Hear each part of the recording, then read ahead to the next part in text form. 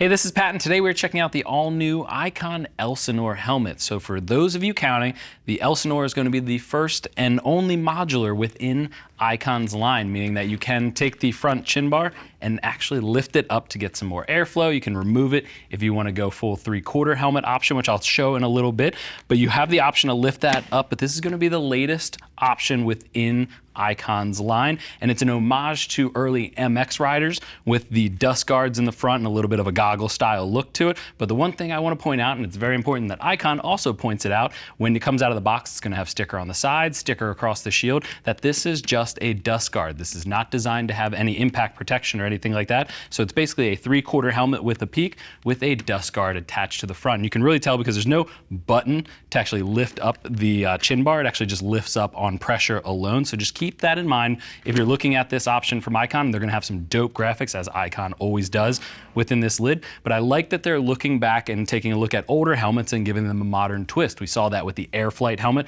that they launched a few years ago. It became one of the most popular ones out on the market. And now they're trying their hand with a little bit more of an MX inspired look for those street riders out there.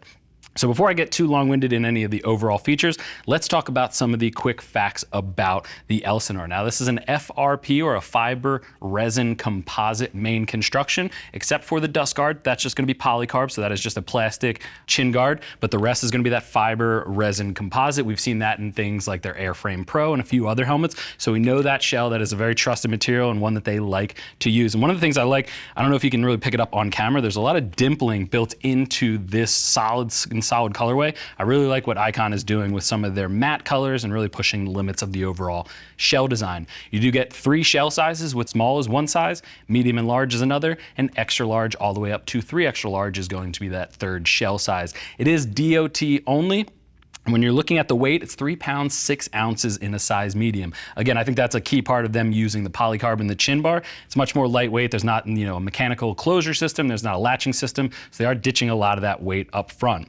Intermediate oval in its fit, meaning it's a little bit longer than it is side to side. Pretty much fits most of the American market out there. And the one thing I want to say, a little bit extra room than your normal intermediate oval at the temples. So if you are on the rounder side of that spectrum, you might be able to pull this one off.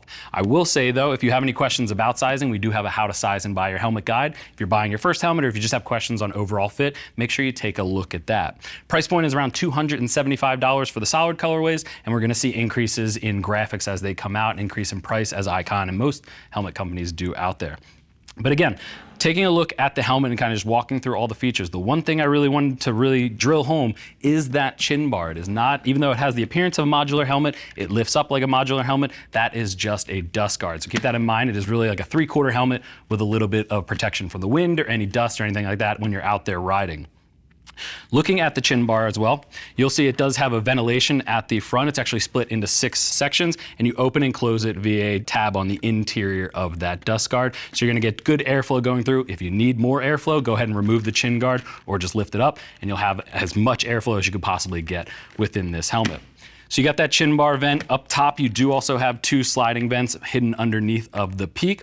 And the peak itself does just snap away. I'll do that in a couple seconds. I don't want to do it just yet, but you do just pull on the side of it. And it's going to pop out and slot out of the top vent. So you can easily remove that if you want to go, peakless, or if you want to remove the chin bar. I will say if you go peakless, you do have to buy replacement side plates to cover up the entire mechanism on the side. So keep that in mind. Those are not included with the helmet. But moving on to the shield, the other thing that is not included is a clear shield. They're actually just coming with a dark smoke. If you have colorways or other graphics, they're going to come with different colors out there, but they're not including clear in the box. So keep that in mind. You will have to buy that separately if you're riding at night and you want some better visibility. You will have to buy that separately out of the box.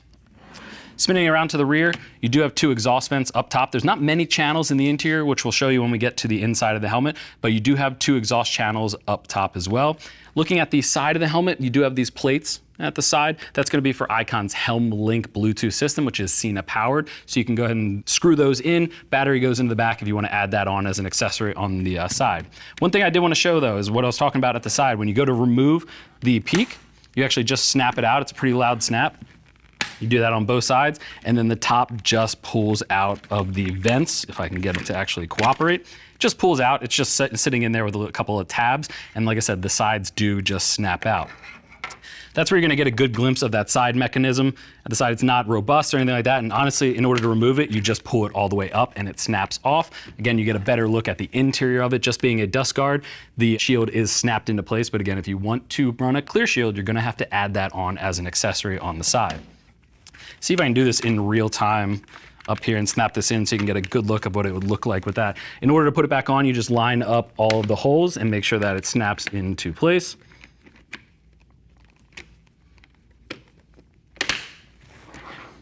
And then the same thing on the other side, just making sure that it lines up in place. And you do have, again, a 3/4 helmet, which is the original design if you remove that dust guard out there. I think it has a pretty cool look. You can run goggles with it if you want, for anybody doing more of a vintage-inspired off-road helmet. It's an homage back to the 70s with the Honda 250 Elsinore, named after the Elsinore, California race. So again, they are taking the name and applying it to more of a retro-inspired lid. Go ahead and pull out the interior of this helmet. I do like the colorway that they put on the interior. It's a nice little tan interior, but the cheek pads just snap out. Nice little contour to them with a little bit of mesh fabric over where the speaker pockets would go. You can add your own Bluetooth system if you want, if you don't want to use the Helm Link, although again, it is designed to go with that unit.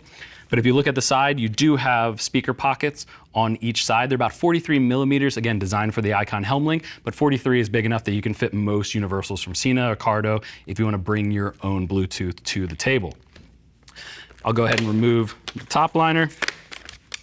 So the top liner just pops out. It is 2 snaps at the rear, but a brow mounted front, so you're not gonna get any pressure points across the top. And as I mentioned before, not many channels in the EPS up top or anything like that, enough to flow a little bit of air, but I would have loved to see more intake vents or more airflow inside the helmet, just to make it better on those hotter days. If you are riding off-road and you're wrestling a big bike off-road, get that little bit of comfort built into it.